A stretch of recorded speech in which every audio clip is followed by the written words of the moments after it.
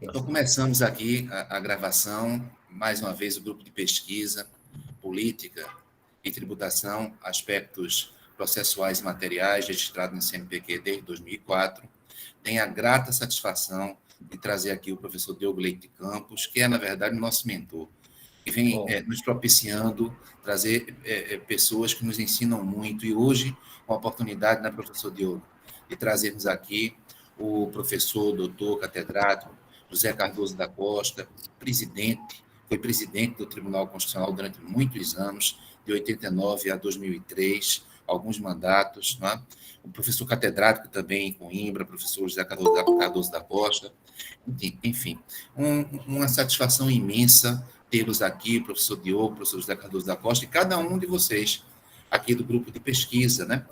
Não é fácil, vocês sabem que existe uma diferença de horário aqui no Brasil. Nós estamos em 19h18, em Portugal, eu creio que já estamos em 23h18, não é? Portanto, não é fácil a compatibilidade de horário. São 23, exatamente, 23. Então, passo a palavra para o professor Diogo, agradecendo muito, professor, mais uma vez, a possibilidade de ter alguém que vai seguramente nos ensinar tanto. Professor Diogo, por favor, com a palavra. Muito obrigado, professor Hélio. Eu devo dizer que é uma felicidade para mim, uma felicidade que é difícil de descrever, estar aqui em frente do meu querido amigo e mestre, Dr. Cardoso da Costa. Ele foi meu professor em Coimbra e tem sido professor ao longo de toda a existência. E eu vou dizer porquê. Porque ele faz parte de um grupo, infelizmente alguns já desaparecidos, de professores da Faculdade de Direito, que foi um grupo excepcional. É o caso dele, é o caso do Dr. Barbosa de Melo, que foi Presidente da Assembleia da República, é o caso do Dr. Vasco Lobo Xavier, que foi um privatista e um comercialista absolutamente extraordinário, Dr. Henrique Mesquita, um civilista extraordinário, e ele também um publicista, um fiscalista, etc., que marcou a nossa geração como os outros marcaram. Só tenho pena que não haja hoje mais como ele e como aqueles que eu referi. E o Dr. Cardoso da Costa deu um contributo muito importante para o nosso país. Para além de ensinar, para além de cativar os estudantes, para além de transmitir valores, como é que hei de dizer? Deu sentido, deu dignidade, deu valor, deu aceitação social ao Tribunal Constitucional em Portugal. Porque antes dele houve durante alguns anos Tribunal Constitucional. Mas o Tribunal Constitucional foi criado, como é que é dizer, com alguma tensão dos tribunais superiores já existentes, dos tribunais superiores e dos seus membros. Foi discutido, nomeadamente, quem era o Tribunal Supremo em Portugal. Se não me engano, foi decidido que era o Supremo Tribunal de Justiça. Isso deu alguma tensão com o anterior presidente do Tribunal Constitucional, que aliás era professor em Lisboa, pessoa magnífica, com quem eu fui diversas vezes ao Brasil fazer conferências, como fui com o Dr. Cardoso da Costa. O Tribunal Constitucional, de começo, pareceu um elemento estranho na estrutura judiciária, na estrutura política, na estrutura social portuguesa. Não se sabia bem o que estava ali a fazer. Mas o Dr. Cardoso da Costa conseguiu, durante a sua longa presidência no Tribunal Constitucional, através dos valores que transmitia, através do seu prestígio pessoal, através do diálogo que estabeleceu com o governo e com presidentes dos tribunais superiores, dar foro de cidade, dar dignidade, dar aceitação ao Tribunal Constitucional. e é desse período que o Tribunal Constitucional ainda hoje muito vive. O Dr. Cardoso da Costa foi e será sempre, em certo sentido, o pai moral, o pai jurídico, o que lançou o Tribunal Constitucional. Aliás, não falando do que lá está hoje, os 3 presidentes anteriores foram todos alunos do Dr. Cardoso da Costa. E meus também, por acaso, mas o que interessa é que foram alunos dele. Ele deixou uma marca profunda no direito constitucional português e na jurisdição constitucional portuguesa. As decisões do Tribunal Constitucional eram respeitadas, eram aceites, e o Tribunal Constitucional passou a ser uma estrutura consensual do Estado. Consensual do Estado. De maneira que isto foi um serviço que a sociedade portuguesa e o Estado lhe ficaram a dever, para além da sua extraordinária atividade docente em Coimbra.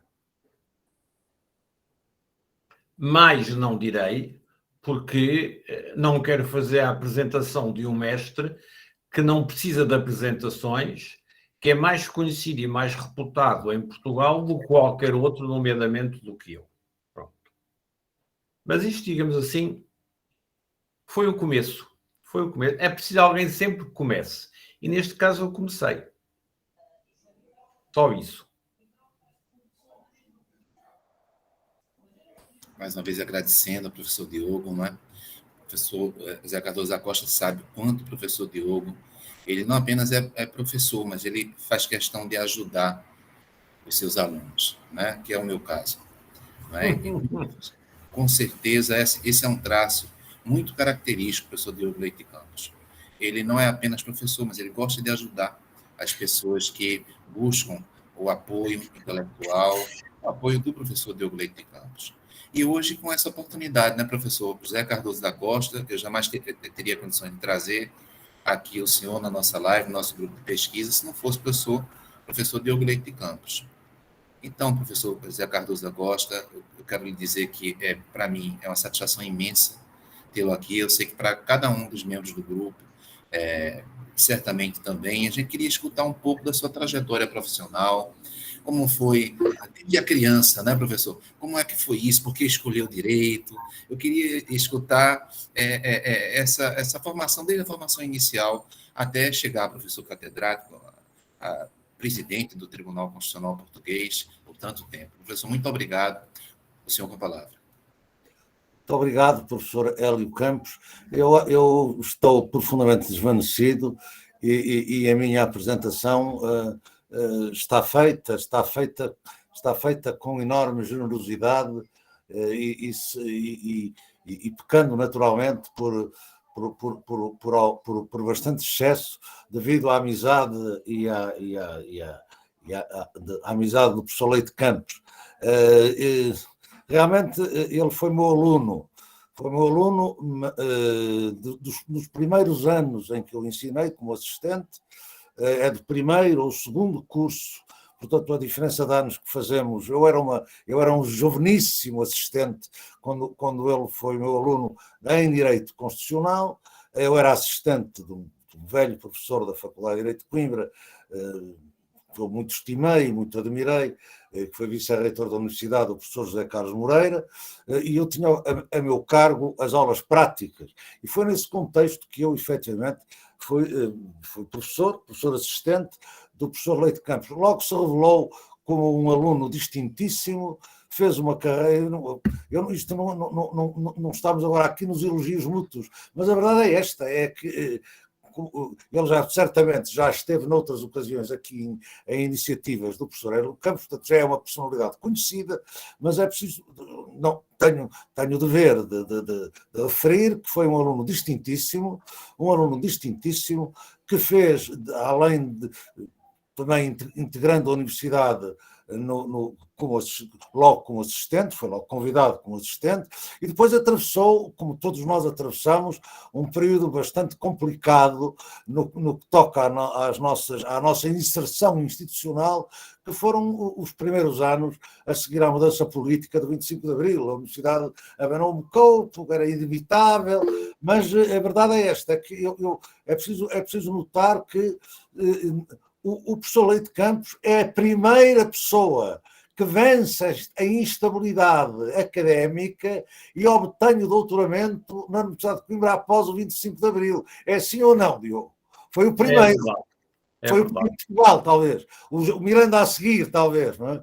Mas e, portanto, venceu a corrente, tem esse grande mérito, e depois fez uma carreira brilhante no cursus honorum da nossa faculdade, regendo várias disciplinas, principalmente na área do direito civil, publicando lições e artigos interessantíssimos. Estou-me a recordar de peças originalíssimas em matéria de direito matrimonial, menos conhecidas, talvez os meus amigos conhecerão mais aspectos de ordem fiscal. Mas aliou a isso a circunstância de ser um homem do foro conceituadíssimo, um profissional do foro, um advogado prestigiado, sobretudo, precisamente nesta área do direito fiscal. Não é a primeira vez que o Dr. Diogo Leite Campos me prega partidas destas. Ainda a última foi a que há uns anos atrás andava durante o período em que Portugal andou aí aflito, foi por iniciativa dele que eu participei numa comissão de fiscalização ou de controle de uma privatização do IVA. Foi a pedido dele, ele aliás era o coordenador e teve a gentileza de me convidar. Eu realmente sinto-me sobretudo muito honrado por o facto dele me ter enquadrado numa pleia de grandes amigos meus, que contemporâneos, realmente constituímos uma geração. Eu era seguramente, e fui o mais modesto, fui seguramente o mais modesto no meu trajeto, em tudo, mas realmente essa referência que faz ao Vasco Xavier, ao Henrique Mesquita, ao Barbosa de Melo, podíamos ainda acrescentar o Mota Pinto, sei lá, tantos outros. Esse grupo com quem eu entrei e vivi os anos melhores da minha vida na Faculdade de Direito de Coimbra, a circunstância de o Dr. Leite Campos ter falado deles sensibiliza-me, honra-me muito, e eu só posso de facto dizer, e nesse aspecto concordar com ele. Tive a graça, tive a sorte, tive a felicidade de ter esse grupo de amigos de grande qualidade intelectual e moral como companheiros de jornada nos meus tempos juvenis da Faculdade de Direito de Coimbra. Eu digo, já disse a um dos meus, eu gosto muito de memórias, gosto muito de leio memórias, coleciono memórias. E eu já disse a um grande amigo meu que gostava de escrever as minhas memórias. Gostava, mas não vou fazê-lo, seguramente, não vou fazê-lo. Gostava de escrever as minhas memórias e dar-lhes-ia realmente um título muito simples: Memórias de um Homem Comum, que é aquilo que eu sou.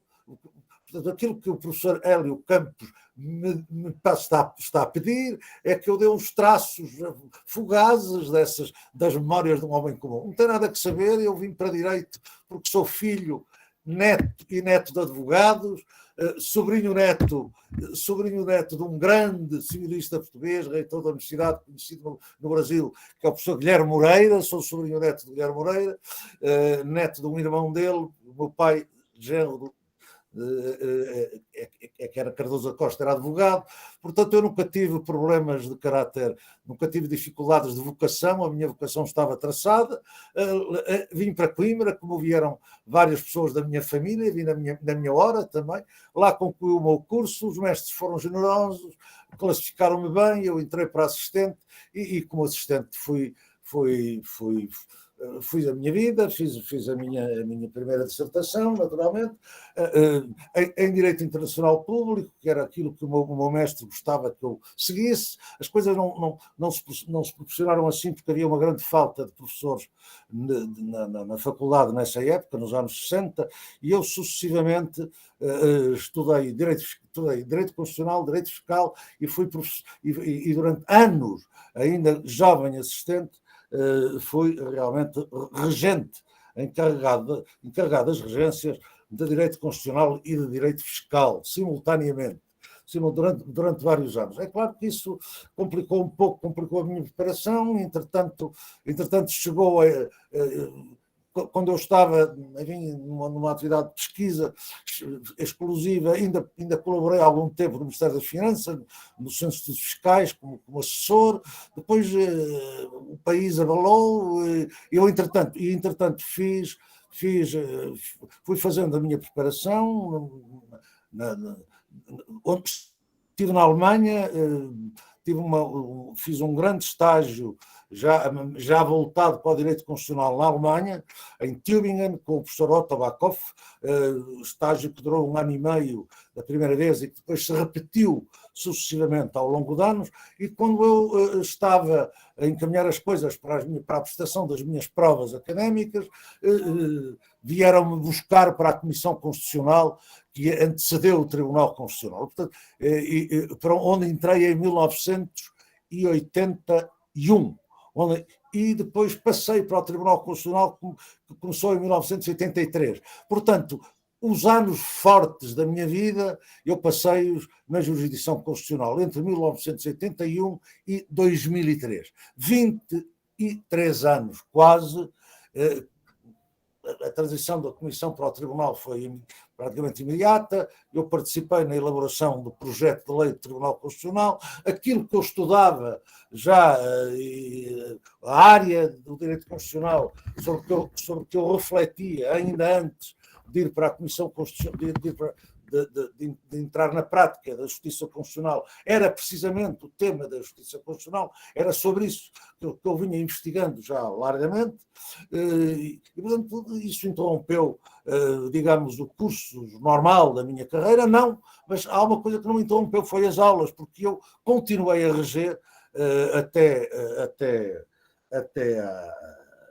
enquanto fui membro da Comissão Juiz e Presidente do Tribunal Constitucional, semanalmente assumia as minhas aulas, na época própria fazia os meus exames, mantive sempre, portanto, o ensino do direito constitucional, sobretudo na área dos direitos fundamentais e da justiça constitucional, e até que a faculdade entendeu graduar-me como professor catedrático por convite, assim terminando eu a minha carreira académica, com publicações várias, lições de várias ordens sobre as várias disciplinas que ensinei, porque eu também, em parte, participei na fundação do Centro do Porto da Universidade Católica Portuguesa, e foi uma atividade, e depois, já depois de ainda exerci alguma atividade de jurisconsulto, naturalmente depois, antes de entrar no Tribunal Constitucional, sobretudo aí com o jurisconsulto, era uma atividade traduzida, não propriamente no exercício da advocacia na Barra, embora eu fosse advogado inscrito e sou ainda na Ordem dos Advogados Portugueses, não na advocacia da Barra, mas como parcerista, e depois de sair do Tribunal Constitucional, retomei um pouco essa atividade, embora eu por razões de ordem deontológica, me considerasse impedido de dar pareceres para questões que estivessem a ser discutidas no Tribunal Constitucional perante juízes que tinham sido meus colegas, mas depois desenvolvi uma atividade razoavelmente extensa como árbitro, no domínio, sobretudo no domínio da arbitragem dos contratos administrativos, e é este homem comum que têm aqui na minha frente. Já com muitos anos depois como vocês dizem, como é que se diz? Está-me a falhar a palavra, muitos anos depois da jubilação, muitos anos depois de ter atingido a idade da compulsória, já passaram bastantes anos depois disso, mas tenho a graça de Deus, a graça de me manter ainda lúcido, com energia, e portanto ainda posso de vez em quando, como se diz aqui em Portugal, participar numa iniciativa ou noutra. Peço desculpa pelo baísmo, não sei se é utilizado no Brasil, em Portugal é fazer uma perninha numa atividade ou outra. É o que estou a fazer aqui, com muitíssimo gosto, e agradecendo mais uma vez o convite e o modo tão generoso e que me verdadeiramente embaraça com que o Dr. Leite Campos me apresentou. Professor Hélio, quando quiser passar à segunda parte, faça favor. Então, professor, agradecendo ao senhor, agradecendo ao professor Deogleito de Campos, e aí vem o tema central da nossa conversa, do nosso debate de hoje, Tribunal Constitucional. Quer dizer, o senhor começou desde o início no Tribunal Constitucional. Sim. Então, eu fui aluno, eu fui orientando do doutorado do professor Marcelo Rebelo de Souza. E aí ele falava, vou fazer uma síntese muito rápida, eu queria que o senhor desenvolvesse isso. Então, parece que o controle de constitucionalidade, se pode dizer que ele já existia pelo legislativo, não é? De algum modo, esse controle de constitucionalidade nos Estados Unidos, ele foi feito no caso concreto, e aí na Europa, nos anos 20, ele passou a ser exercido por um órgão, no caso pelo tribunal, pelos tribunais constitucionais, dentro de uma perspectiva da própria lei, na perspectiva mais ampla, não do caso concreto, mas da norma. Como foi que isso nos anos 80 se procedeu, professor? Eu queria entender com alguém que viveu esse momento, nos anos 80, o surgimento, o ressurgimento, porque surgiu nos anos 20, parou um pouco entre as guerras, não é? E ressurge nos anos 50, 60, 80. Eu queria que o senhor falasse um pouco por que surgiram os tribunais constitucionais. Pretendo que eu fale do caso português, principalmente, não é? Pretendo que eu fale do caso português, embora eu possa... Eu só peço licença por um segundo, porque preciso de ir buscar um copo d'água, que estou a ficar seco. É só um segundo, está bem? Então, gente, eu acho que é um momento muito importante a gente escutar isso, né? Porque os tribunais constitucionais, eles, a partir de Kelsen, tem aquela história clássica de Kelsen. Kelsen imaginou o Tribunal Constitucional na Áustria, havia uma guerra, portanto, não se colocava esse assunto como assunto principal, foi aprovado o Tribunal Constitucional, Kelsen ficou cerca de 10 anos como juiz, vou chamar assim, juiz do Tribunal Constitucional austríaco, até que ele foi expulso por um caso clássico, não é? Uma senhora austríaca queria se separar, se divorciar, e queria casar de novo. E aí ele votou favoravelmente, e aí ele chegou a ser expulso do Tribunal Constitucional. Mais ou menos esse é um fato assim, inicial. E agora a gente vai ter a oportunidade histórica, né, de escutar alguém que participou da formação do início do Tribunal Constitucional Português. Como é que foi isso, professor? Bom, eu vou dar um pouco uma pincelada sobre a situação europeia em geral e depois enquadro o quadro português. Na Europa, a justiça constitucional só se começou a desenvolver-se essencialmente, começou a desenvolver-se basicamente no constitucionalismo que se segue ao fim da Segunda Guerra.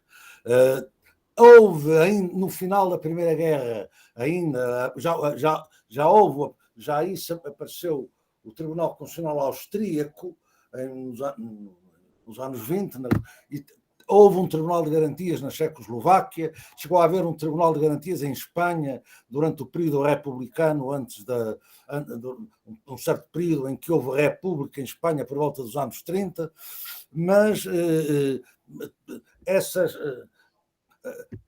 a Constituição austríaca foi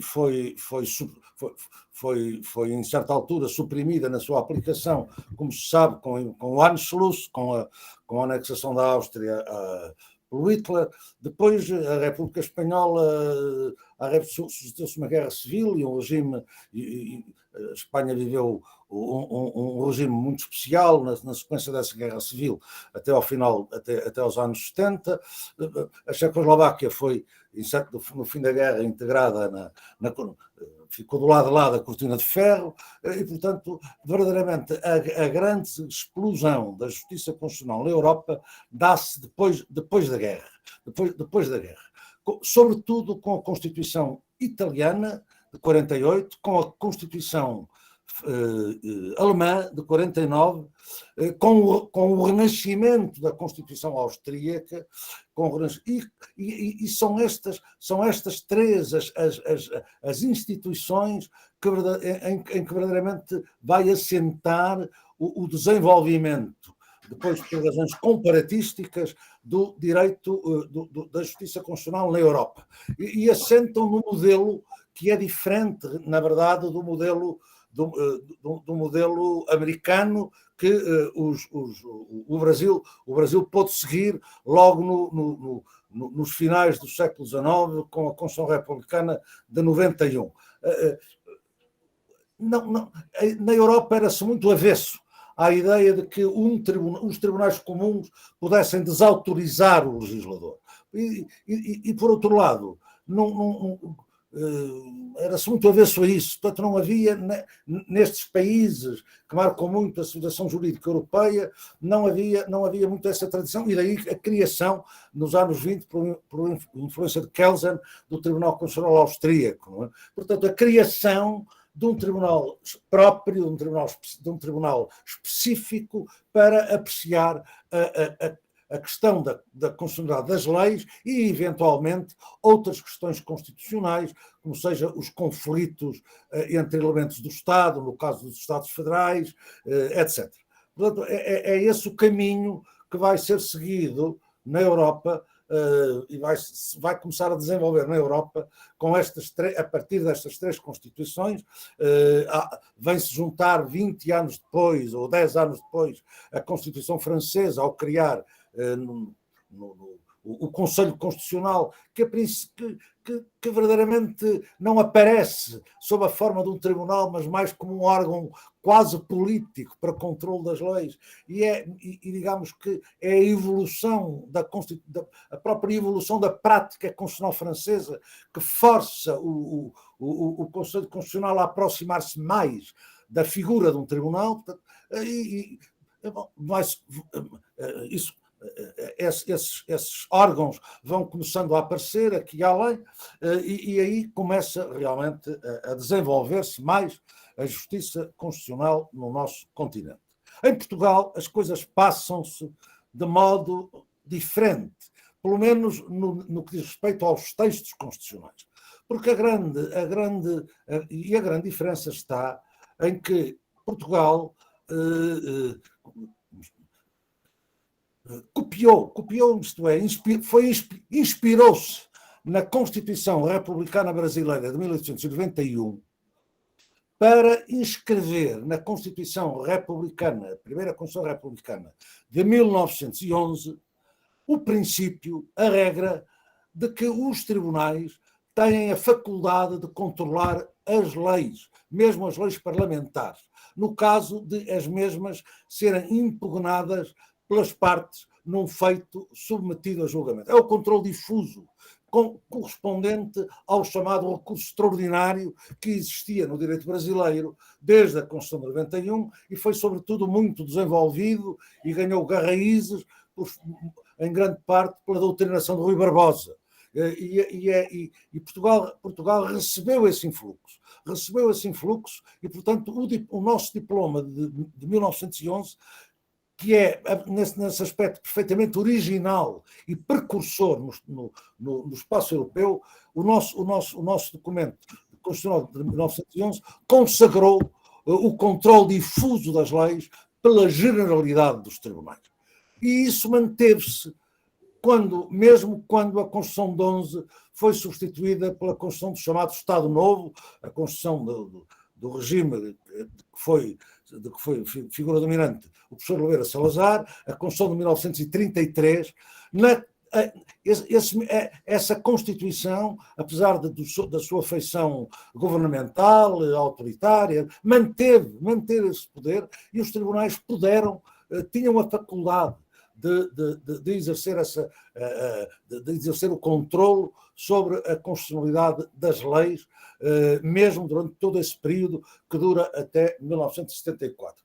Isto era assim ao nível dos textos, mas, na verdade, a expressão prática deste poder dos tribunais foi muito escassa.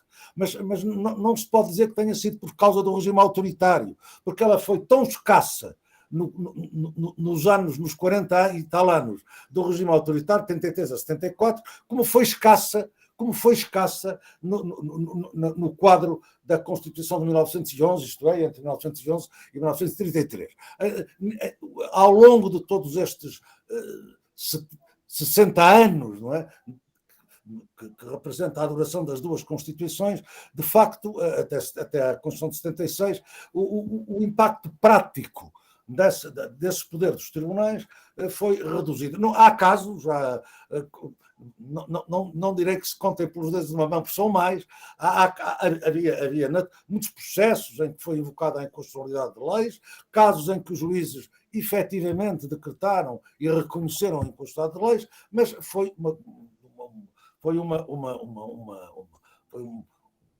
o significado prático disso foi muito pouco. A minha explicação para isso é porque Portugal estava na Europa, e esta ideia de que os juízes podem deixar de aplicar uma lei porque é inconstitucional é uma coisa que não estava na cultura jurídica, não estava implantada na cultura jurídica. Eu diria que era preciso ter o juiz precisava de uma grande criatividade e de uma grande coragem até, para pensar, eu desaplico a lei, isto é inconstitucional. Não havia, faltava a cultura jurídica que permitisse conferir a este instrumento uma efetividade, ao contrário do que acontecia no Brasil, onde tinha grande efetividade através do recurso extraordinário. Ora bem, nós chegamos, quando se dá a mudança de regime, em 74, passa-se aquele período incerto, complicado, com uma grande, digamos, um grande desequilíbrio e um grande desequilíbrio da vida política, da vida cívica, o dito processo revolucionário em curso, PREC, com as interferências entre os militares e a dominância de partidos de esquerda, de movimentos de rua e tal. Tudo isto criou um clima altamente instável em Portugal, mas lá se conseguiu, enfim, apesar de tudo isso, eleger uma Assembleia Constituinte e votar uma Constituição. E quando se votou a Constituição, tinha-se a perfeita noção de que o sistema de controle da constitucionalidade, tal como existia, era pouco eficiente. Era preciso caminhar-se no sentido do modelo europeu, isto é, da constituição de um órgão com o poder um poder próprio para apreciar a constitucionalidade das leis e poder, inclusivamente, decretar com força obrigatória geral a sua inconstitucionalidade. Só que isso não ocorreu logo em 1976. Porquê? Porque em 1976 nós ficámos com um regime constitucional transitório em que uma parte do poder foi mantida pelos militares que fizeram a Revolução de 74, ou deram o golpe de 74. Mantiveram uma parte do poder e exerciam-na através de um órgão próprio que estava previsto na Constituição e que era um órgão, a par dos outros, um órgão de soberania a par dos outros, que era o Conselho da Revolução. Porque a ideia era que é preciso que este Conselho da Revolução velasse porque o espírito da evolução política se mantivesse, esse espírito era um espírito não só democrático, mas também muito socializante, portanto havia um receio de que as coisas, à medida que as leis fossem sendo feitas, já não pelos militares, mas por uma Assembleia eleita e por um governo civil, e as coisas começassem a ganhar um outro sentido, e a verdade, e por isso o Conselho da Revolução conservou o poder conservou nas suas mãos vários poderes, continuou a ser o governo militar, o governo da parte militar, quem governava os militares não era o governo, era o Conselho da Revolução, eram os militares, esse foi um aspecto principal, era um órgão que em certos atos condicionava a atuação do Presidente da República e ficou com este poder de velar pelo cumprimento da Constituição. E na lógica disso, foi-lhe confiado o poder de controlar a constitucionalidade das leis ao Conselho da Revolução. Só que a verdade enfim, importa dizer toda a verdade, e a verdade é que esse processo de instabilidade político-militar que Portugal viveu muito intensamente nos anos 74, 75, começou a desvanecer-se a partir de uma intervenção militar, de uma contra-intervenção militar, de um grupo de militares moderados. No final de 75, o contragolpe do 25 de novembro, e desapareceu a influência dos grupos extremistas e dos militares extremistas, e passou a imperar a força e a influência dos oficiais que tinham feito o movimento do 25 de Abril, mas que tinham uma visão moderada das coisas e que desejavam efetivamente que o país caminhasse no sentido de um Estado democrático de direito, governado civilmente como qualquer outro. E isso levou a que no curso das negociações para a Constituição, já numa fase final dessas negociações, este grupo de militares moderados acabasse por aceitar que esse poder de controlo, acabasse por aceitar duas coisas.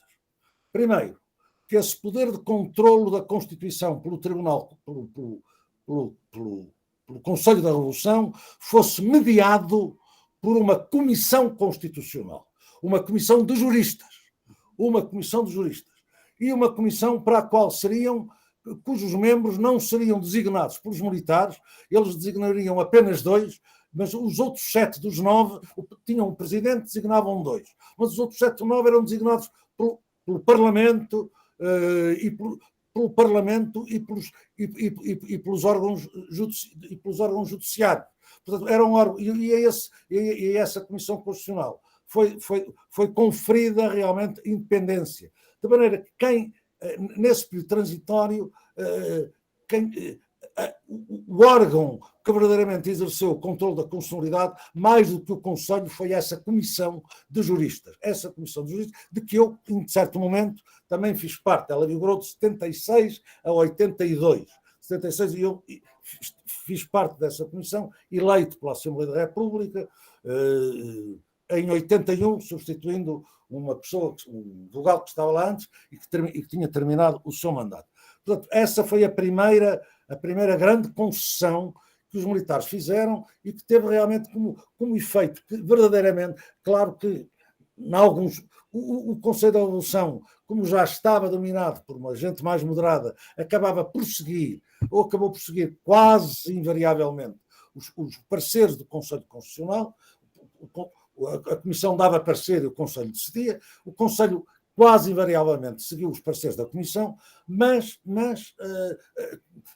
em alguns casos politicamente mais sensíveis, 5 ou 6, meia dúzia deles, impôs a sua opinião, mas esses 5 ou 6 situam-se num quadro de cerca de 200 pareceres ou mais, nesses 6 anos a Comissão Constitucional deu. Por outro lado, os militares aceitaram que não fosse eliminado o poder comum dos tribunais de controlar a constitucionalidade das leis. Aceitaram isso. Portanto, ficamos com o controle, nós chamamos, e aí volto também, abstrato, nas mãos do Conselho Constitucional, do Conselho de Revolução, mais rigorosamente, da Comissão Constitucional, e o controle difuso, de novo, nas mãos dos tribunais. O controle difuso agora ganha também mais a cultura era outra, o controle difuso ganha mais efetividade e, de facto, ganhou, já durante esse período, uma expressão que não tinha tido nas décadas anteriores. E como é que se fazia arte?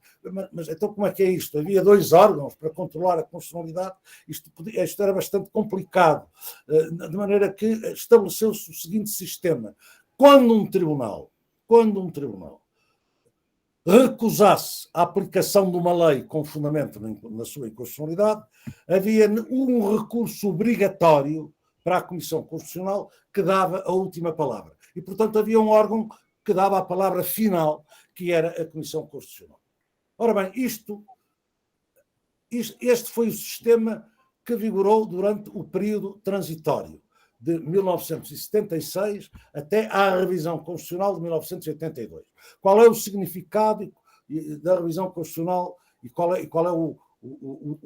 foi o objetivo e o alcance da revisão constitucional de 1982? Foi acabar com o período transitório e instalar no país uma república puramente civilista. Isto é, o Conselho da Revolução desapareceu,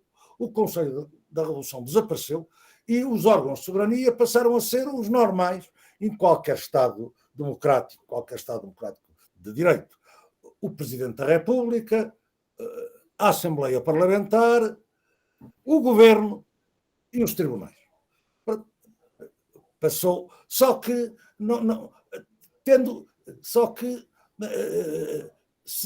ganhou, por um lado, já havia a experiência desses anos intermédios em que funcionou uma Comissão Constitucional que, sem ter esse nome, mas como ela agiu, de facto, com uma grande independência, essa comissão acabou por funcionar como um tribunal constitucional. E tanto assim que vários membros dessa comissão, como no meu caso, mas houve outros, transitamos imediatamente ou depois para o Tribunal Constitucional. Porque o trabalho que, no fundo, íamos desenvolver só mudava no facto de deixarmos de dar pareceres e passarmos a tomar decisões. Que não tinham que receber o aval ou o acordo de ninguém. Portanto, havia essa experiência de uma instituição que funcionava como Tribunal Constitucional, havia a noção de que voltarmos ao controle puramente difuso era uma solução inadequada num quadro democrático, pluralista, mas onde, apesar de tudo, há grandes tensões no domínio das opções político-ideológicas, em que, portanto, a contestação da lei por aqueles que não gostam dela ou de certas leis é um facto que tende a ser muito mais frequente, tende a ocorrer com muito mais frequência, e por isso,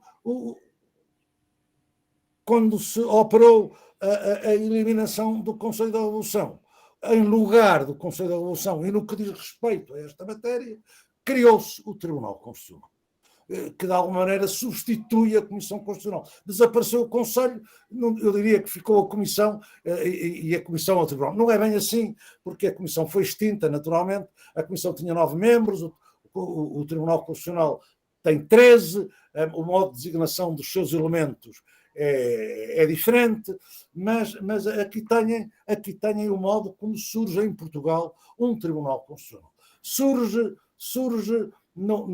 digamos, no desenvolvimento de uma tradição de controle da constitucionalidade entregue aos tribunais comuns, quer civis, quer administrativos, quer criminais, portanto, no seguimento desta tradição do poder de os tribunais em geral controlarem a inconstitucionalidade da lei, mas na consciência de que esse poder é insuficiente para um eficaz controlo da Constituição, que já era um pouco a ideia de Kelsen, quando inspirou a criação do Tribunal Constitucional Austríaco. A ideia de Kelsen era que o controlo só pela via incidental não é um controlo suficientemente eficaz. É preciso que haja um tribunal que possa decretar a inconstitucionalidade da lei e impor a inconstitucionalidade da lei com força obrigatória geral. Portanto, isto que as democracias europeias posteriores à guerra assumiram, Portugal assumiu também quando se deu a evolução do Estado novo autoritário para o Estado democrático regido pela Constituição de 1976, na sua versão, a partir da sua versão de 1982. Razão porque estamos agora a festejar, não ainda, porque a festejar os 40 anos, ou vamos festejar para o ano, os 40 anos do Tribunal Constitucional, porque levou algum tempo a lei constitucional, a Constituição só foi aprovada em julho, agosto de 22, de 1982, a lei orgânica do Tribunal Constitucional, cujo projeto eu e um colega meu, que o doutor Leite Campos citou, o doutor Barbosa de Melo, fomos os autores, por encomenda do Governo. Essa lei estava pronta em novembro, depois houve proceder à eleição dos primeiros juízes, e esse processo demorou algum tempo, e o Tribunal começou a funcionar exatamente no dia 2 ou 3 de abril de 2003. Festejará, portanto, 40 anos em abril do ano que vem. Portanto, em traços gerais, é este o enquadramento do Tribunal Constitucional Português, digamos, no nosso quadro histórico constitucional e no quadro do direito constitucional comparado europeu. Isto é o que se pode dizer de essencial. Agora, se o professor prefere, eu agora posso, a partir daqui, poderei começar a dissecar de um modo mais preciso o modo como é constituído o Tribunal Constitucional e as competências que lhe são conferidas. Professor, exatamente isso, com relação às competências, né? Então, em uma live anterior, a gente discutia se um tribunal constitucional, portanto, com competência especializada para essa matéria, é a melhor alternativa, ou como no caso do Brasil, há um Supremo Tribunal Federal, que tem também competência constitucional, mas tem competências, várias outras competências. E aí, professor, em Portugal temos o Supremo Tribunal de Justiça, o Supremo Tribunal Administrativo, o Tribunal Constitucional. Esse modelo português, na sua perspectiva, trabalhando desde 83, abril de 83, no Tribunal Constitucional Português, é um modelo que se adaptou à realidade portuguesa? O senhor conhece o Brasil?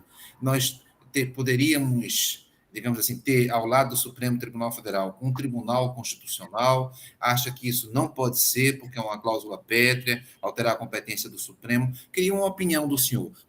Na sua perspectiva, claro, tão experiente, né? Qual é o melhor sistema? Ter Supremos Tribunais, ter um tribunal constitucional? Isso seria constitucional no caso do Brasil? Então, esse seria, digamos, um primeiro tema que eu queria, o senhor que é tão experiente, né? Queria escutá-lo, né? Um tribunal de normas, um tribunal de casos. A minha ideia é... O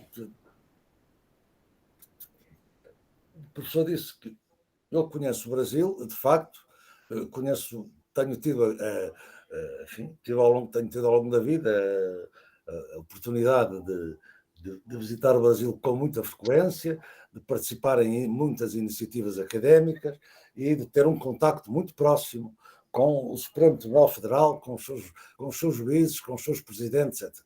O que acontece, professor, é que eu entendo que o Brasil não necessita de um Tribunal Constitucional, porque o Supremo Tribunal Federal já é o Tribunal, já é o Supremo, já é um Tribunal Constitucional. Porque se os senhores forem ver, realmente as competências do Supremo Tribunal Federal são, sobretudo, competências da ordem constitucional, especialmente desde o momento em que criaram, na Constituição de 88, o Superior Tribunal de Justiça, para a qual retiraram, de facto, competências que não têm a ver com a área pública.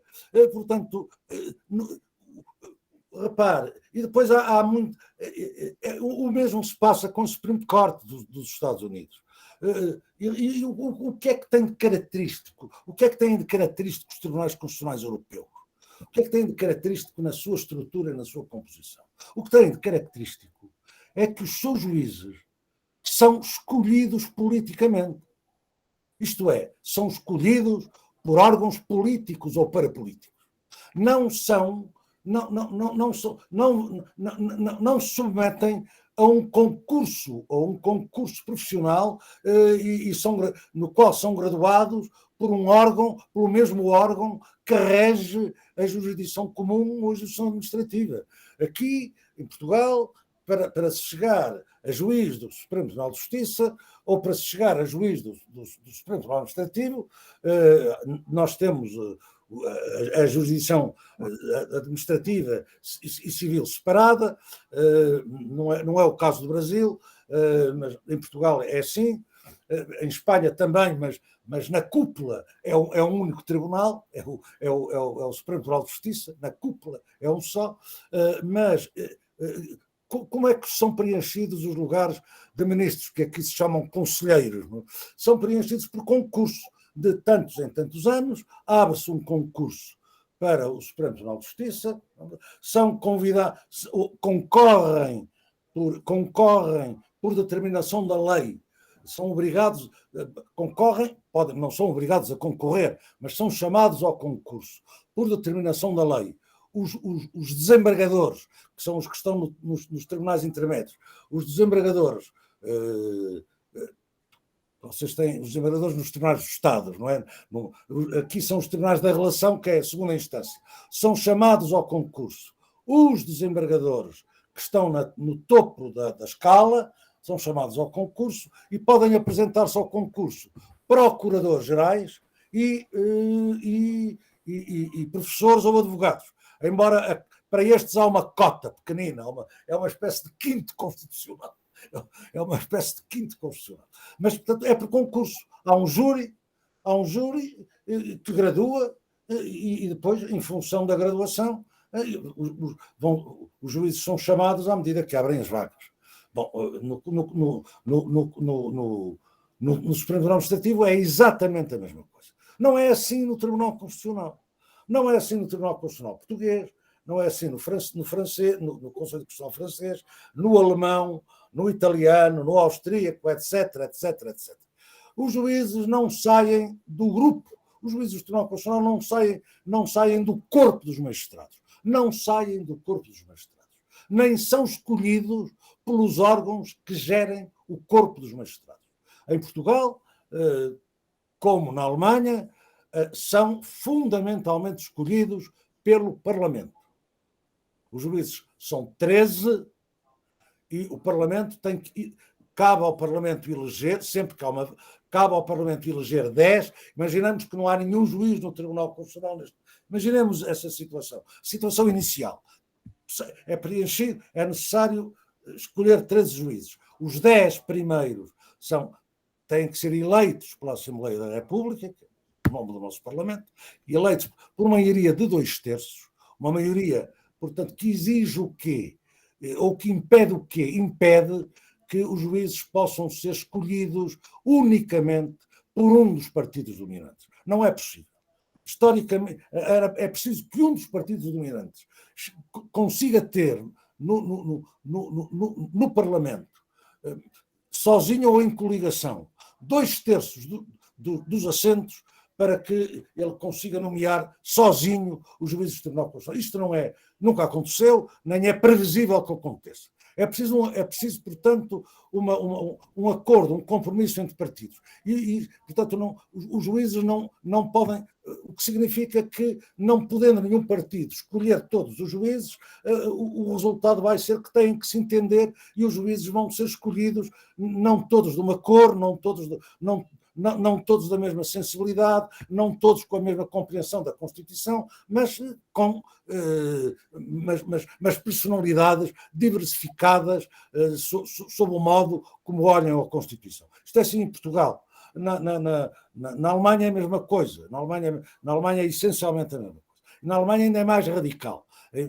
Embora aí a votação não seja feita diretamente pelo Parlamento, mas é feita por comissões das duas câmaras, mas com um número igual de membros com um número de membros dos partidos, dos vários partidos, que impede precisamente a escolha unilateral dos juízes. Na Espanha é diferente, há juízes eleitos pela Câmara dos Deputados, há juízes eleitos pelo Senado, há juízes designados pelo Governo, há juízes designados pelo Conselho do Poder Judicial, mas também não são, mas são escolhidos desta maneira, não são escolhidos dentro do corpo dos magistrados. Na Itália é um pouco da mesma maneira, o Presidente escolhe, o Governo escolhe, os Tribunais Supremos também escolhem, cada um dos...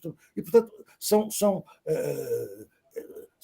a escolha, é nesse sentido que eu digo que a escolha dos juízes dos tribunais constitucionais é uma escolha política, no sentido de que é uma escolha feita por órgãos políticos ou quase políticos, órgãos institucionais.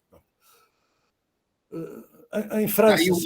Então, professor... Ora bem, chama a atenção para o seguinte: os juízes do Supremo Tribunal Federal e da Suprema Corte Americana têm uma escolha idêntica. São escolhidos pelo Presidente, com o acordo do Senado. Portanto, aquilo que é específico de um Tribunal Constitucional, que é sobretudo o modo como os seus juízes são escolhidos, isso já está assegurado, isso já está realizado no Brasil e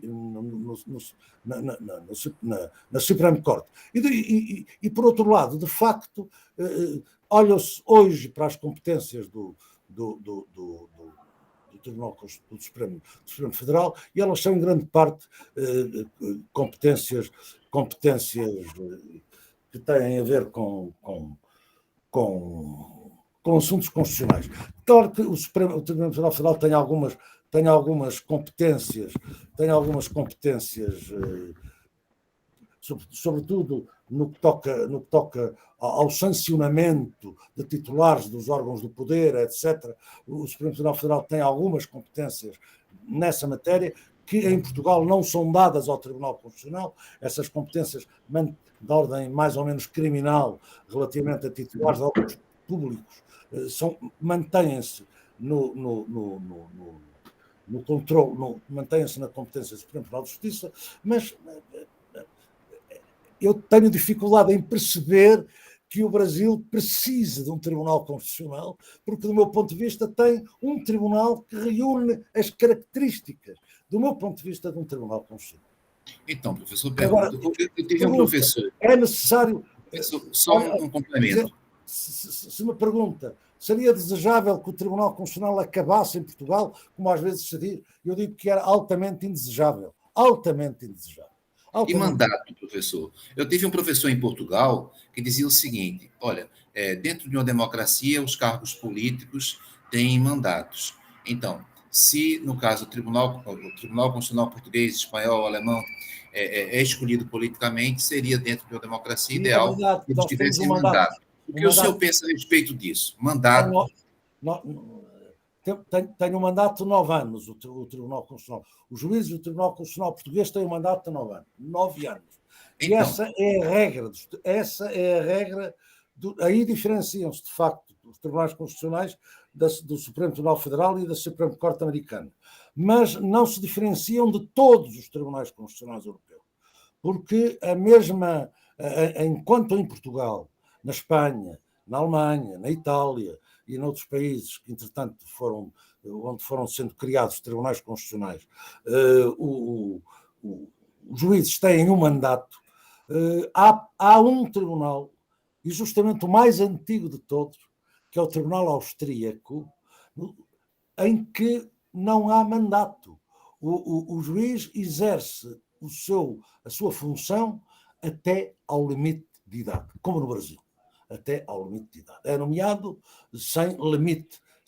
O problema do mandato e o problema de ser nomeado sem limite tem a ver sobre... Bom, é porque, vamos lá ver, é que há o problema... Tem a ver sobretudo com um modo de assegurar a independência dos juízes relativamente às instâncias políticas que os designam. Bom, no caso do Brasil, o Presidente e o Senado que dá a aprovação, etc.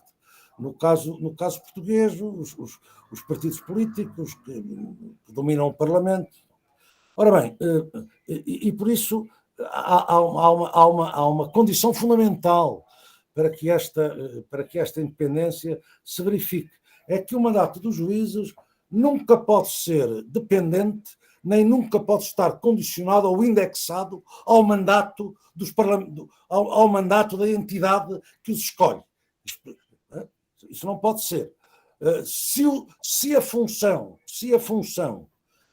é exercida, digamos, vitaliciamente, ou pelo menos até à idade da aposentação obrigatória, dir-se-á que, como não há limite, o juiz, à medida que os anos, sobretudo à medida que os anos passam, vai ganhando naturalmente independência relativamente aos titulares dos órgãos que se vão sucedendo na presidência e no Parlamento.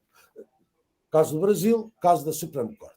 No caso em que há mandato, aí podia pôr-se outro problema, e nós, digamos, era a solução inicial da lei portuguesa e da Constituição portuguesa. O mandato é renovável ou o mandato não é renovável? Ora bem, nós começámos por ter um mandato renovável. E só isso explica que eu tenha estado estes anos todos no Tribunal Constitucional. Eu e alguns outros juízes também estiveram bastantes anos. Mas isso acabou, porque em 1998, o mandato era curto, era um mandato de 6 anos. Excessivamente curto para um Tribunal Constitucional. E por isso compreendia-se que fosse suscetível de renovação e não havia limite para a renovação. Mas aí entendeu-se que, de facto, havia muita crítica a essa solução. Porque pode dizer-se, bom, o juiz, estando à espera que lhe renovem o mandato, terá insensivelmente tendência para não ser insensível às forças, digamos, aos sentimentos das forças políticas que o propuseram. Bom, e então este era o argumento que se utiliza contra a renovação dos mandatos dos juízes do Tribunal Constitucional. E justamente por isso, por se entender que esse argumento era um argumento pertinente, em 1998 estabeleceu-se um mandato único de 9 anos, não renovável. E, neste aspecto, o Tribunal Constitucional Português está hoje na mesma linha dos Tribunais Constitucionais Europeus. Porque, tirando o caso da Áustria, em que é um mandato que vigora até ao limite de idade, 70 anos, ou 71, ou 72, não sei exatamente, porventura até menos, nos outros tribunais constitucionais europeus há um mandato único, 9 anos é muito comum. Na Alemanha talvez sejam 10 ou 12, não sei, acho que são 12 até. Mas anda por aí. Menos de 9 não conheço, mas esse mandato é exercido uma vez e não há possibilidade de renovação. É a forma de não ligar o mandato aos mandatos dos parlamentares que elegem os juízes. Mas falta-me completar uma coisa, porque eu disse como eram eleitos 10 juízes, mas falta dizer como são eleitos os outros, como são designados os outros 3. Os outros 3 são designados por cooptação. Quer dizer, são os 10 juízes eleitos pela Assembleia da República que depois escolhem 3. Têm que escolher 3. E por uma maioria também qualificada. São precisos pelo menos 7 votos dos 10 juízes para escolherem os outros 3. a ideia, porque 10 na Assembleia da República, porque 3 na cooptação. A ideia que há é que, elegendo a Assembleia da República um número par, é mais fácil encontrar os equilíbrios. Não é?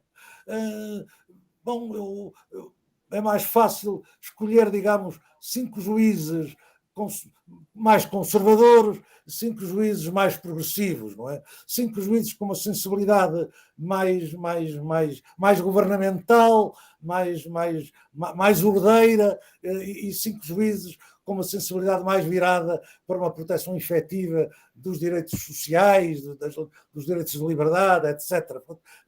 Há sensibilidades diferentes na interpretação dos preceitos constitucionais relativos a estas matérias. E sendo 10, é mais fácil encontrar um equilíbrio 5-5. Depois, os 10, como já estão equilibrados, tenderão a encontrar 3 em que se mantenha o equilíbrio, em que se mantenha o equilíbrio. A ideia que houve, claro que há uma outra explicação, que é a pequena história. Não é? Também há aqui a pequena história. A pequena história é que ao tempo, em 82, os grandes partidos, porque a alternativa que se punha era estes 3 serem designados pelo Presidente da República. Só que os partidos da época não estavam com muita vontade disso. Não estavam com muita vontade disso. Não simpatizavam muito com essas... Os partidos dominantes da época não estavam... E, portanto, isso ajudou. Mas a ideia também era de que, por trás disso, havia uma ideia de não haver juízes nomeados por uma pessoa só. Não haver juízes de designação uninominal. E, portanto, também havia essa ideia. E então a Assembleia elege 10, porque não será provavelmente muito difícil estabelecer um equilíbrio nos 10, e depois os 10 também terão relativa facilidade em escolher os 3 que faltam. Assim tem sido, assim tem decorrido, tem decorrido geralmente bem, com uma consequência que era aquilo que o professor alemão com quem eu trabalhei considerava a pedra de toque da legitimidade de um tribunal constitucional. Segundo ele, a pedra de toque de um tribunal constitucional está na composição plural do tribunal. Se houver juízes todos de uma tendência, o tribunal não está bem constituído. Um tribunal constitucional tem que ter juízes que reflitam as várias sensibilidades constitucionais que ocorrem na comunidade jurídica. Ora, pode-se dizer com verdade que ao longo destes 40 anos o sistema de recrutamento dos juízes do Tribunal Constitucional Português tem logrado este objetivo. Infelizmente, há pouco tempo sucedeu uma coisa muito triste, porque na designação de uma vaga para um juiz cooptado houve um grande movimento. Enfim, trataram muito mal o candidato, que era uma pessoa que, aliás, eu e o Dr. Leite de Campos conhecemos e respeitamos e apreciamos, e tinha todas as condições para ser juiz do Tribunal Constitucional, mas foi alvo de uma campanha lamentável na opinião, na jornalística e tal, e as coisas correram mal. Mas foi a primeira vez que as coisas correram mal. Enfim, ter-se-ão que remediar oportunamente. Mas, portanto, aqui tem, professor e estimados ouvintes, a razão, porque eu acho que me é difícil fazer para o Brasil, dizer que o Brasil, fazer uma opção contra o Brasil sobre a existência ou não de um Tribunal Constitucional, porque eu acho que o essencial de um Tribunal Constitucional está realizado no Supremo Tribunal Federal.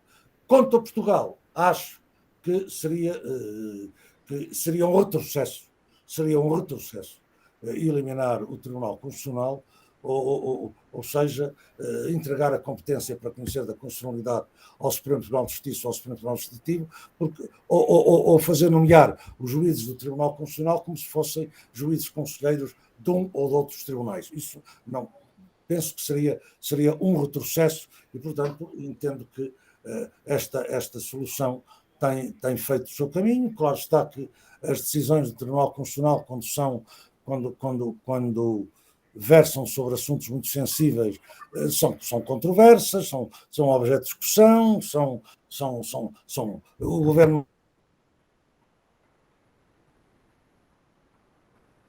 A linha do professor caiu ou foi a minha? Foi do professor, não é? Perfeito. Mas ele volta. Exato, muito interessante, né, professor Diogo? Inclusive, eu estou com saudades e vontade de voltar 60 anos atrás. Eu aqui, há uns anos, numa secção da Faculdade de Direito que eu presidia, que era a secção de Direito Privado, está de volta, ainda não. Está voltando. Houve lá um dos sujeitos da assistência que me disse, eu era o mais velho deles todos, pronto, bastante mais velho que os outros, que me disse, eu queria voltar aqui para junto de nós, eventualmente até ser nosso aluno. Eu disse, vosso aluno? Ouvir as vossas aulas chatas e ler os vossos livros horrorosos, não é bom pensar nisso. Mas agora, digo eu, ser aluno do Dr. Cardoso da Costa, isso eu gostava. Eu voltava. Para os outros, não. Mas para este, voltava. Muito obrigado. Houve aqui uma interrupção, peço desculpa, professor Hélio. Não, professor, não, está ótima a sua exposição. Carreguei aqui no botãozeco e isto ficou assim. Mas já está outra vez em linha. Então, a sua exposição está excelente, está excelente. E aí eu faço uma seguinte pergunta para o senhor. O relacionamento dos tribunais constitucionais europeus com, no caso, o Tribunal de Justiça da União Europeia. Não é? Qual seria esse relacionamento? Porque a Europa tem países com, digamos assim, diferentes pensamentos sobre as realidades, aborto, eutanásia, cotas, não é? E aí? Eu perguntaria, na sua perspectiva, não é? O relacionamento dos tribunais constitucionais internos com o Tribunal de Justiça da União Europeia. Fale um pouco para a gente, por favor. Professor Hélio, felizmente esses assuntos que referiu, ainda não, sobre eles ainda o Tribunal de Justiça da União Europeia não tocou. Não tocou. Não tocou. Quem já tocou um pouco nisso foi o Tribunal de Estrasburgo, o Tribunal do Conselho da Europa. Mas o Tribunal do Conselho da Europa tem sido muito cauto nessa matéria. Apesar, talvez saiba, que há hoje, em certa opinião política europeia, o que está a provocar um grande debate ideológico e até moral, ético, não é? Com a intervenção não apenas de juristas, mas de personalidades que representam orientações éticas e que têm uma posição muito significativa na vida social. Hoje começa a esboçar-se a ideia de que a Convenção Europeia, não a Convenção dos Direitos do Homem de Estrasburgo, mas a Convenção Europeia devia reconhecer um direito ao aborto. Mas ainda não estamos lá. Há uma viva reação a essa orientação. E, portanto, até porque a Convenção Europeia, esse direito não está reconhecido na Convenção dos Direitos do Homem e o Tribunal Europeu dos Direitos do Homem não o reconhece. Tem nessa matéria, eu diria, uma posição de reserva relativamente à liberdade de decisão dos Estados. No máximo. E o mesmo quanto à eutanásia. Portanto, é previsível que venham a ocorrer dificuldades nesse domínio. É previsível. E o que se passou agora na América foi um fator também de trazer trazer à ordem do dia essa problemática também aqui na Europa, em grande medida graças ao modo em grande parte enviesado como tem sido traduzido o alcance da decisão da Supreme Court americana e ao modo como entidades políticas americanas têm reagido, a meu ver, um tanto surpreendentemente, quanto à decisão da Supreme Court. Porque a decisão da Supreme Court, o que deixou de reconhecer é uma certa interpretação, uma certa solução dessa matéria como imposta pela Constituição Federal. No Roe versus Wade dizia-se que era assim, a Constituição Federal impunha assim, e agora o que este tribunal veio dizer é que a Constituição não impõe nada como o acórdão anterior, como o acórdão Roe versus Wade dizia, os Estados têm uma certa liberdade de decidirem diferentemente, de disporem diferentemente sobre essa matéria. Portanto, isso também teve repercussão na Europa, mas as coisas não estão ainda aí. Não deixa de haver, em todo caso, problemas importantes. Esse tema que indica, que refere, é particularmente oportuno. Não deixa de haver problemas importantes nas relações dos tribunais constitucionais europeus com dos tribunais constitucionais dos países da Europa com os tribunais europeus. Tanto o Tribunal da União Europeia, o chamado Tribunal de Justiça do Luxemburgo, como o Tribunal de Estrasburgo do Conselho da Europa, inserido no Conselho da Europa, no quadro do qual foi aprovada a Declaração Universal dos Direitos do Homem em 1950. Bom, os problemas são mais difíceis, ou tendem a ser mais difíceis, nas relações com o Tribunal de Justiça do que nas relações com o Tribunal de Estrasburgo. Porquê? Porque o Tribunal de Estrasburgo é um tribunal ao qual apenas se pode recorrer depois de esgotadas as vias internas. Bom, e o esgotamento das vias internas pode passar, mas nem sempre tem que passar pelo tribunal, por um julgamento do Tribunal Constitucional. Há casos em que não se põe propriamente uma questão de inconstitucionalidade normativa, porque o Tribunal Constitucional português só julga da constitucionalidade de normas.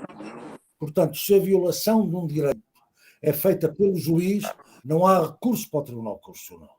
Mas o interessado pode, invocando a violação de um direito por um tribunal, recorrer para o tribunal de Estrasburgo. Bom, e aí não chega a haver conflito nenhum com o Tribunal Constitucional. Nos casos em que seria ainda possível um recurso para o Tribunal Constitucional, não são muito frequentes esses recursos para o Tribunal de Estrasburgo, que passaram primeiro pelo Tribunal Constitucional, não são muito frequentes, mas aí o que pode acontecer é o Tribunal de Estrasburgo, digamos, julgar diferentemente daquilo que o Tribunal Constitucional português julgou, ou que o Tribunal Constitucional, ou que o Conselho Constitucional francês julgou. Pode acontecer, já tem acontecido. Só que isso, em boa verdade, não afeta a decisão do Tribunal Constitucional português, porque a competência do Tribunal de Estrasburgo não é uma competência. O Tribunal de Estrasburgo, o Tribunal dos Direitos do Homem, o Tribunal Europeu dos Direitos do Homem, não tem uma competência revogatória das decisões dos tribunais internos. Se ele julga de modo diferente daquilo que os tribunais internos julgavam, então o que acontece é que o Tribunal de Estrasburgo faz uma declaração que pode ter efeito se o que está em causa é a decisão do Supremo Tribunal de Justiça ou do Supremo Tribunal Administrativo, porque essa declaração não quanto ao Tribunal Constitucional, mas quanto a esses, abre a possibilidade de um recurso de revisão, e, por outro lado, o que acontece é que o Tribunal Constitucional, o Tribunal de Estrasburgo, aplica ao Estado português uma pena, uma sanção, e obriga o Estado português a indemnizar o queixoso em consequência da decisão errada que sobre ele recaiu. Portanto, aí não chega propriamente a haver uma relação de decisão a decisão, muito menos de decisão do Tribunal Constitucional com o Tribunal de Estrasburgo. No caso do Tribunal de Justiça da União Europeia, as coisas são diferentes. E esse tem sido um problema complicado, e um problema que tem tido uma larga expressão, quer em jurisprudência do Tribunal Europeu, do Tribunal de Justiça antigamente das comunidades, agora da União Europeia, quer no quadro dos tribunais constitucionais internos. Bom, e qual é o problema? De onde é que vem o problema? O problema vem de que o Tribunal de Justiça da União Europeia entende há muito tempo, que o direito da União tem primazia sobre o direito nacional de cada Estado. E, no entender do Tribunal da União, essa primazia estende-se ao próprio direito constitucional do país. Isto é, entende o Tribunal Europeu, do Luxemburgo, o Tribunal da União Europeia, que um Estado não pode deixar de cumprir uma norma de direito comunitário, de direito da União, invocando que essa norma é contrária à sua Constituição. Esta é a tese, é a doutrina do Tribunal de Justiça da União Europeia. Bom, e o Tribunal de Justiça da União Europeia tem às vezes levado isto longe demais e tem-se criado problemas difíceis no âmbito de alguns do relacionamento do Tribunal Europeu com tribunais constitucionais internos. O caso mais recente dos últimos anos, mais falado, é o chamado caso Tarico. Penso que digo bem, o caso Tarico. Penso que Diogo, acho que é o italiano, é o caso italiano. É o caso italiano. É que o Tribunal Europeu considerou que os tribunais italianos tinham que desaplicar uma norma do seu direito penal, relativa à prescrição do sancionamento penal, porque essa norma, enquanto essa norma era aplicável à cobrança de créditos da União. Bom, e impunham, o Tribunal de Justiça impôs que essa norma legal italiana, uma norma que pertence à reserva do Parlamento, fosse desaplicada, sendo aplicada em lugar dela um princípio decorrente de um regulamento comunitário. Pronto. Isso foi o chamado Tarico I. Só que quando esta questão foi posta ao Tribunal de Justiça por um tribunal administrativo italiano, ou um tribunal fiscal italiano. Só que quando o Tribunal Constitucional, quando o Tribunal Fiscal italiano decidiu de harmonia com aquilo que o Tribunal Europeu disse, proferida a decisão, o Estado recorreu para o Tribunal Constitucional italiano. E o Tribunal Constitucional italiano perguntou ele próprio ao Tribunal Europeu como é que é isso. Então, isto chega ao ponto de esse tribunal mandar desaplicar normas que são da reserva do Parlamento italiano para aplicar em lugar delas normas que não têm essa legitimidade. Isto é, o Tribunal de Justiça da União Europeia manda desaplicar o princípio da legalidade do direito penal interno. E aí o Tribunal Europeu voltou atrás e modelou a sua decisão. Mas como vê, há problemas complicados. Mas se é assim, do lado do Tribunal de Justiça, a verdade é que do lado dos tribunais constitucionais, nomeadamente do Tribunal Constitucional Alemão, há uma visão algo diferente. Porque o Tribunal Constitucional Alemão diz, o Tribunal Constitucional, porquê? Porque a prioridade do direito interno, do direito europeu sobre o direito interno, tem sentido, justifica-se, de facto tem que ser preservado o mais possível, porque evidentemente não podemos ter uma pluralidade de soluções jurídicas no âmbito europeu, senão não se realizavam os objetivos da União Europeia, seria uma confusão de todo tamanho, não pode ser, portanto não há dúvida nenhuma que tem que haver aqui uma certa unidade jurídica, e essa unidade jurídica tem que ser assegurada por um tribunal próprio, que é o Tribunal do Luxemburgo, mas a verdade é esta, é que as provisões jurídicas da União Europeia só são legítimas, primeiro, se observarem os grandes princípios jurídicos a que o tratado,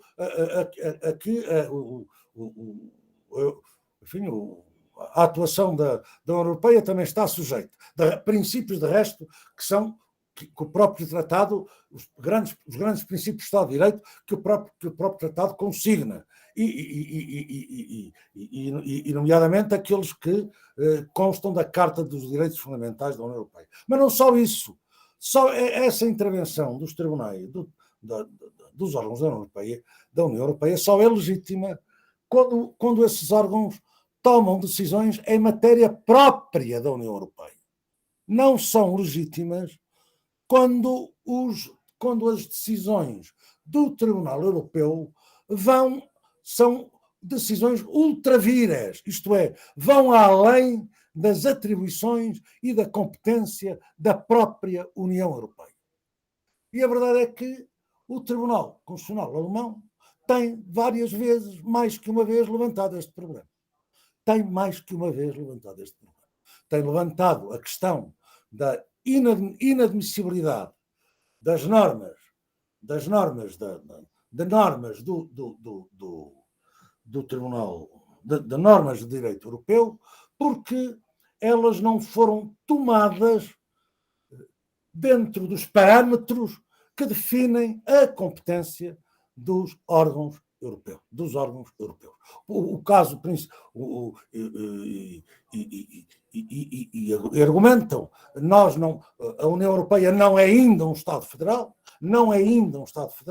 e, portanto, não há necessariamente uma obediência automática, não pode, respeitamos, reconhecemos o princípio da prioridade, mas não estamos num Estado federal e, portanto, não é uma prioridade automática. Ela depende de as normas europeias respeitarem os princípios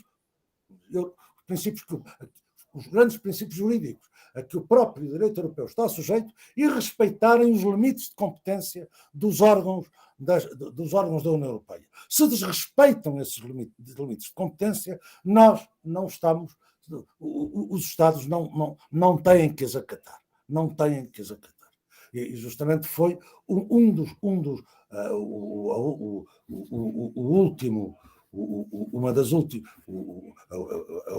último caso foi há um ano ou dois, o tempo vai passando, em que o Tribunal Constitucional Alemão não reconheceu uma sentença do Tribunal Europeu relativa ao modo como foram construídos os sistemas, ou um dos esquemas de auxílio aos países europeus na crise da dívida. Porque puseram em causa, o Tribunal pôs em causa que, tal como as coisas foram feitas, não estava assegurado um princípio fundamental do direito constitucional alemão, que era a participação do seu Parlamento na votação, na decisão dos financiamentos que o Estado alemão deve dar. E, por outro lado, os órgãos europeus não tinham procedido, argumentação do Tribunal Constitucional Alemão, não tinham procedido com toda a regularidade no estabelecimento desse esquema. Portanto, estão aqui as tensões. Portugal não tinha tido até agora nenhum caso desses, teve primeiro em 2021, final de 2020, ou princípio de 2021, um caso sem grande significado prático, mas em que uma firma exportadora veio contestar, uma firma exportadora que beneficiava de uma compensação da União, uma compensação financiada pela União para exportar para um país terceiro abaixo do preço de mercado. Essa compensação foi-lhe retirada com um fundamento numa certa interpretação do regulamento europeu que versa sobre essa matéria, e essa firma levantou a questão da inconstitucionalidade desse regulamento perante o Tribunal Constitucional Português, com fundamento na violação do princípio da igualdade. O caso é menor do ponto de vista do seu significado prático, é menor, mas em todo caso foi a primeira vez que o Tribunal Constitucional Português considerou que se viu forçado a tomar uma orientação a este respeito. Qual foi a orientação que o Tribunal Constitucional Português tomou?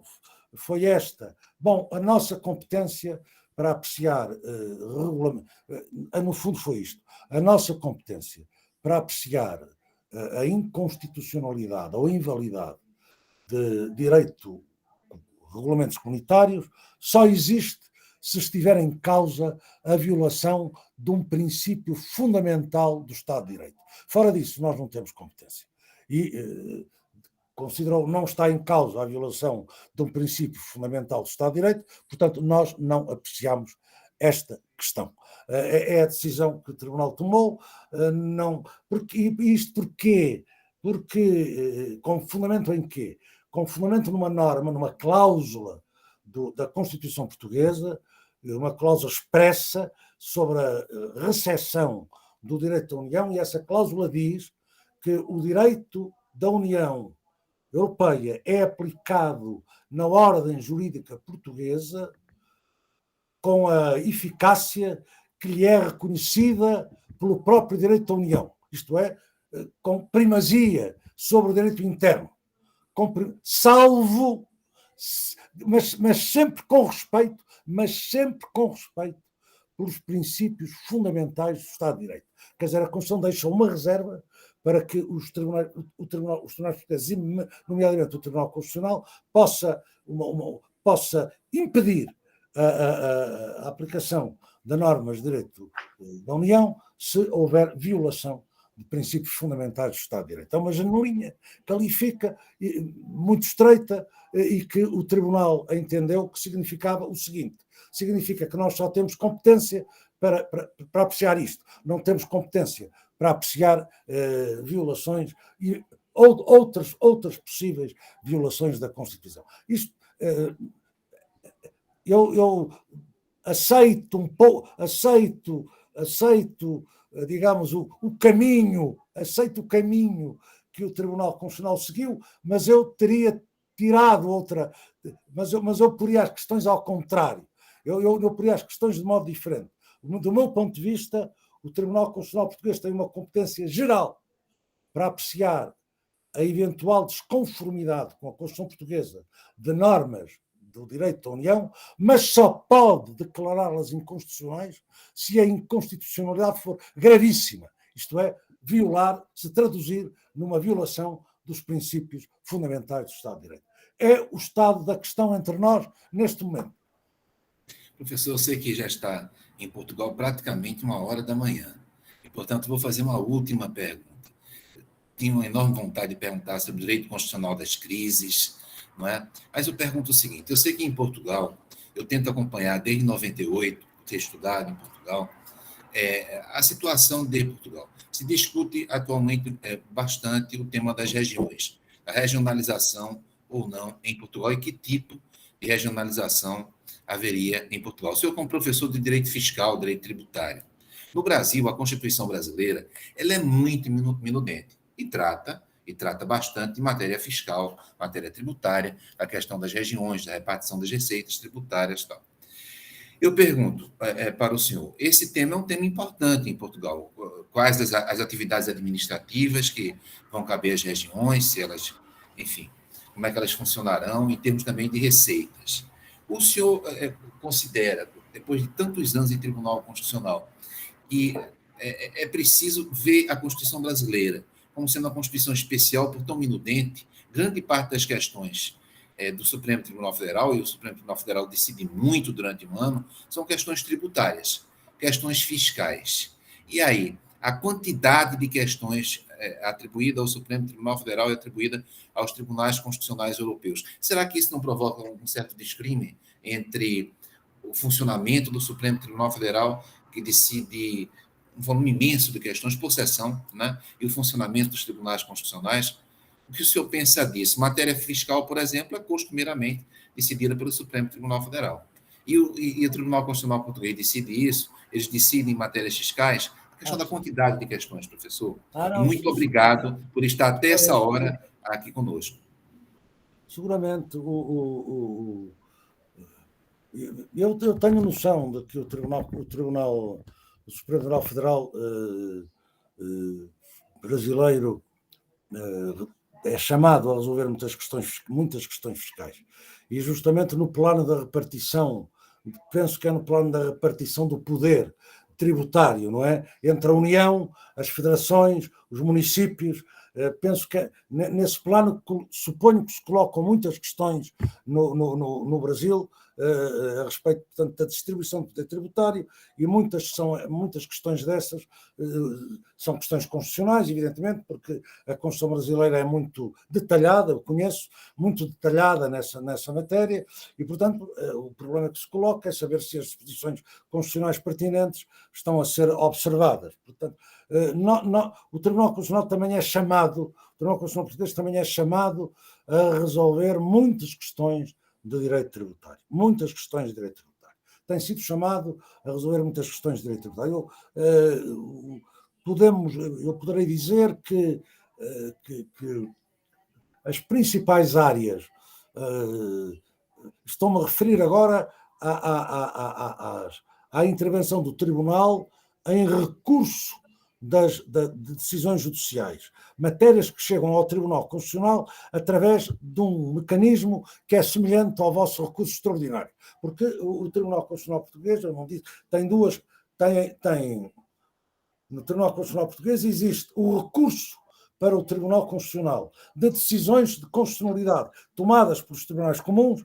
Isto é, a maior parte dos casos chegam ao Tribunal Constitucional por esta via, e depois têm ao lado deste controle que na dogmática do direito constitucional se chama controle difuso, nós também temos o controle concentrado, isto é, a ação, não temos a ação de declaração de constitucionalidade. Essa não temos, mas temos a ação para a declaração de inconstitucionalidade, que terminando por uma declaração de inconstitucionalidade, tem força compulsória geral, não é? Elimina produz a eliminação da norma da ordem jurídica. Ora bem, também algumas questões fiscais, sobretudo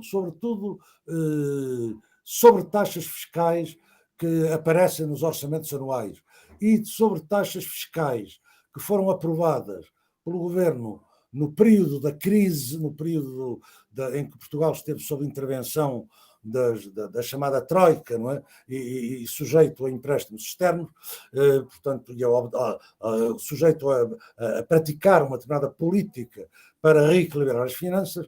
E fora disso, ao longo dos anos, tem havido muito, sobretudo com respeito a normas tributárias que aparecem nas leis do orçamento, não é infrequente que seja proposta no Tribunal Constitucional uma ação de inconstitucionalidade de normas tributárias. Mas a maior parte dos casos chega a partir da impugnação da inconstitucionalidade de normas tributárias que é feita nos tribunais fiscais pelos próprios contribuintes. E o Tribunal julga, diz que é inconstitucional ou não, e se diz que é inconstitucional, o contribuinte pode recorrer para o Tribunal Constitucional, tem é que esgotar os recursos prévios na ordem fiscal. Se o Tribunal diz que a norma é inconstitucional, bom, então o Ministério Público tem obrigação de levar imediatamente o recurso ao Tribunal Constitucional. Bom, a área fiscal é uma das áreas de intervenção frequente do Tribunal Constitucional. Quais são as outras duas áreas de intervenção frequente do Tribunal Constitucional? É a área do processo penal, do processo criminal, das garantias no domínio do processo criminal. Aí é frequente haver recursos para o Tribunal Constitucional para aferir da regularidade da normação sobre o modo como são tratados os arguidos, como decorrem as audiências, como são tomadas as declarações, como são feitas buscas, etc. Isto é muito comum. Essa área dá lugar a um grande contencioso internacional e constitucional. A outra área é a área da administração pública, portanto, as leis da administração pública e o modo como se garantem os direitos dos cidadãos ou os direitos dos funcionários, como as leis garantem os direitos dos cidadãos ou os direitos dos funcionários e como regulam os procedimentos administrativos. Isso também tem sido uma área em que é frequente, em que são frequentes os recursos para o Tribunal Constitucional. E a terceira é precisamente a área tributária. E o Tribunal Constitucional tem tido uma intervenção muito extensa. Mas aqui não são os vossos problemas de... Bom, uma das sub-áreas é paralela a essa, de saber quem tem competência para estabelecer um determinado tributo.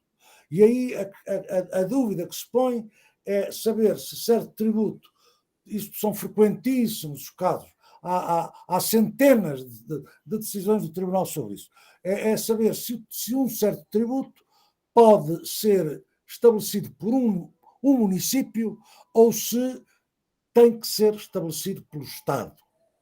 Bom, e aí o problema está em saber se o município é um problema de qualificação do tributo. E o Tribunal é chamado a fazer essa qualificação. Se trata de um imposto,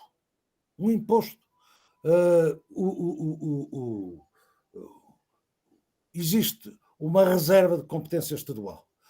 O imposto tem que ser estabelecido no que toca aos seus elementos essenciais por uma lei da Assembleia da República ou por um decreto do Governo devidamente autorizado e com a definição dos parâmetros fundamentais daquele imposto. Se trata de uma taxa, isto é, de uma contribuição que se paga em troco, em compensação de uma atividade do Estado, de uma atividade pública, é esta, como se sabe, a distinção fundamental. Se trata de uma taxa, as taxas sim podem ser criadas pelos municípios desde que respeitem o quadro legal prévio, há um quadro legal prévio que define as áreas em que os municípios podem estabelecer taxas e esse quadro legal impõe que a taxa não seja excessiva no que toca à relação entre o benefício, entre a atividade administrativa de que o cidadão beneficia e aquilo que paga por esse benefício administrativo. Esta é uma sub-área tributária que tem sido frequentissimamente discutida no Tribunal Constitucional. O Tribunal Constitucional tem uma jurisprudência bastante rigorosa nesse aspecto, e ainda ao longo destes últimos anos os municípios resolveram estabelecer uma taxa para proteção civil, mas que verdadeiramente é um imposto, porque os municípios são chamados a pagar a troco de nada e quase todos os municípios, seguindo a capital, resolveram implantar uma contribuição a que chamaram taxa de solidariedade. De solidariedade é uma taxa para financiar os serviços de emergência, os bombeiros, tudo isso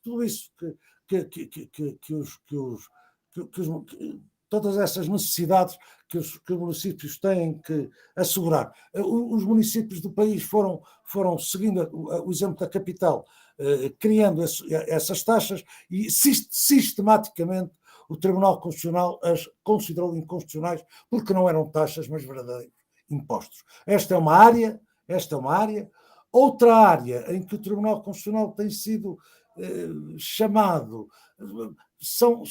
tem a ver com os princípios, tem a ver com um princípio que a nossa doutrina, embora a Constituição não fale expressamente, nem expressa nem tacitamente, embora a Constituição Portuguesa não fale hoje de que a tributação deve obedecer ao princípio da capacidade contributiva, isto não está na Constituição, mas a doutrina entende que a existência de capacidade contributiva é, de todo modo, um pressuposto essencial para se poder tributar. Se aquilo que se tributa não representa capacidade de pagar, não representa património, não representa rendimentos, na verdade o tributo não tem sentido. E tem sido, relativamente a muitas soluções, mas soluções isoladas, não é, das leis tributárias portuguesas, têm sido postas muitas questões deste tipo ao Tribunal Constitucional, em geral sem êxito. E com mais êxito têm sido postas ao Tribunal Constitucional as questões de criação de tributação retroativa. Isto é, impostos que são, por exemplo, alterados no final do ano, na altura em que se vota o orçamento, e se pretende fazer aplicar aos próprios exercícios já transitados, em geral, utilizando a habilidade de dizer que aquela alteração tem o efeito, é uma norma interpretativa. E como de acordo com as regras gerais, as normas interpretativas se aplicam retroativamente, está criado, o legislador cria assim a possibilidade de essas alterações fiscais voltarem a serem aplicadas para trás, serem aplicadas para períodos anteriores ao momento em que efetivamente o Tribunal as aprova. O Tribunal tem aí uma jurisprudência cautelosa e que passa por esta ideia. Se se trata de verdadeira inconstitucionalidade, de verdadeira retroatividade, o Tribunal considera que isso é inconstitucional porque nós temos na nossa Constituição, a partir também, se salvo erro, de 98, ou logo na primeira, penso que foi logo na revisão de 86. Na revisão de 86 foi expressamente introduzido na Constituição o princípio da proibição de tributações retroativas. é o esquema, é a imagem que lhes posso dar digamos que isto significa isto. E agora, para ir um pouco ao título do seminário, significa isto que o Tribunal Constitucional tem tido que as intervenções do Tribunal Constitucional condicionam a política fiscal em geral. Eu diria que não. Estou a ver o doutor Leite Campos a estar de acordo comigo. Não tem condicionado a política. São decisões limitadas, com eficácia limitada. Uma ou outra decisão, sim. Na época da crise, por exemplo, houve uma alteração da tabela de taxas do imposto de renda. Nós chamamos aqui imposto sobre o rendimento das pessoas singulares, e aí põe-se a questão de saber se a tabela, de acordo com a nossa Constituição, o imposto de renda tem que ser um imposto progressivo, e aí pôs-se a questão de saber, uma ou outra vez tem-se posto a questão de saber se as alterações da tabela, de escalões dos impostos de renda, põe em causa a progressividade do imposto. Tem sido o ponto em que uma ou outra vez o Tribunal é posto ao Tribunal Constitucional uma questão que de alguma maneira afeta a política fiscal. Mas o Tribunal Constitucional nunca aceitou as queixas feitas contra essas alterações da tabela de taxas do Tribunal, feitas pelo Parlamento. Tem sempre entendido que elas se mantêm dentro que elas não desfiguram o caráter progressivo do imposto. Professor, quero agradecer. Eu sei que o adiantado da hora é enorme aí em Portugal, né? Então, quero agradecer demais a sua boa vontade, enfim, como o senhor foi simpático conosco, com certeza acrescentou demais ao nosso grupo. Faça um convite, se quiser participar do nosso grupo, não é, professor Diogo? Teria uma enorme satisfação também que participasse do nosso grupo. Muito obrigado, professor Diogo, também, ao professor José Cardoso, muito obrigado a todos. Eu sei que o orientado da hora é enorme. Obrigado mesmo. Vou passar a palavra. Para mim, eu sou um notívago, de maneira que talvez o doutor Diogo Leite Campos não seja tão notívago como eu. Então, professor José Cardoso. Para mim ainda está dentro do tempo de eu me recolher. Olha, professor Hélio Oren Campos, muito obrigado pelo seu convite. Foi uma honra participar nesta iniciativa da sua universidade. Saúdo todos os ouvintes que aqui estão, na variedade das suas qualificações, e saúdo muito afetuosamente o meu querido amigo Dr. Diogo Leite Campos, que também está em forma, está em boa forma, graças a Deus, está bem, enfim, de modo que assim desejo a todos que continuem bem, as melhores felicidades para todos, as melhores felicidades para o Brasil, que é um país amado e um país irmão. Eu tenho familiares muito próximos sepultados no Rio de Janeiro, nomeadamente um bisavô, um tio direito, primos, enfim, não faltam familiares meus que me estão. Professor Diogo, o senhor para fazer o fecho, por favor. Muito obrigado, professor Cardoso. Muito obrigado e até qualquer dia, e bem-aja pelo seu convite. Obrigado a todos. Muito obrigado. Muito obrigado. E desculpe. Fecho só pode ser uma salva de palmas. Muito sentido e do coração. Muito obrigado. Muito obrigado. Aguardo que quer que saia, eu saio. Pronto. Eu vou sair então. Tá certo, muito obrigado. Pronto. Não sei onde é que isto está.